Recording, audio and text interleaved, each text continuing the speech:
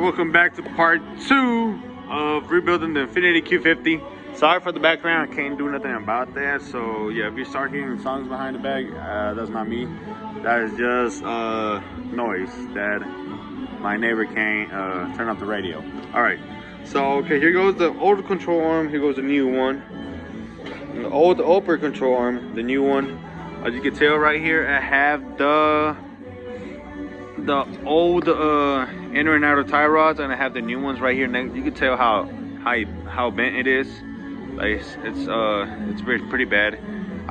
We didn't buy a new shock, so we got a used one for cheap, so we got that one. And then we got the spindle. It's not new either, but it's semi-used, so it's pretty much both of them are still good. So just so we can get the car rolling and then moving on under its own power. But we also got the sway bar with new bushings, and then yeah. So pretty much I already got everything taken apart. Then I'm gonna start slapping up all the components in it so we can go ahead and get this car moving under its own power.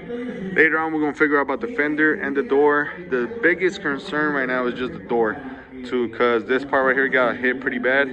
So that's the only thing that we are going to need to take it to the frame guy. So yeah, so I'm gonna go ahead and show you more videos when I start putting the components back on and see how it's going.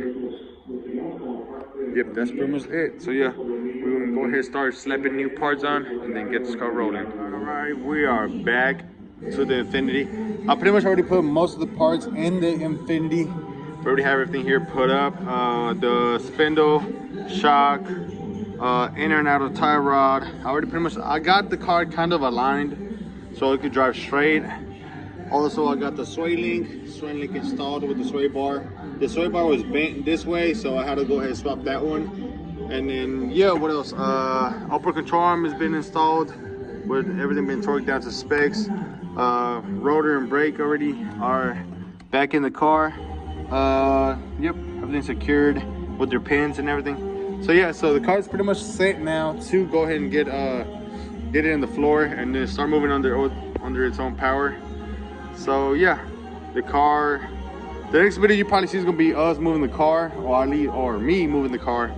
And yeah, well, I had technically almost ended the video. Well, I had ended the video a minute ago, but I just wanted to show you guys that the car was back on the ground. I had a spare tire, so I went to go ahead and put it on just to make sure. And then I also checked that it was pretty much straight with the body, so I pretty much could drive it at least to alignment. And you can tell this tire is straight too. Well, yeah, it is straight. Yeah, but this one do got a little bit of camber on top, but this one don't. This one's pretty much everything new on this side. Well, not everything new, but most of the stuff are new, so you can tell they don't have any camber. It's pretty much strained out. So yeah.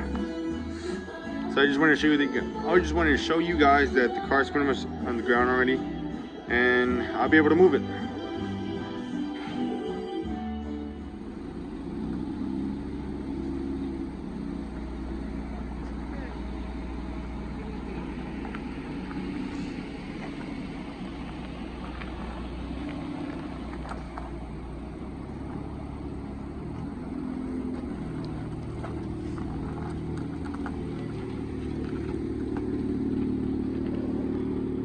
The car is rolling, as you can see, under its own power. So yeah.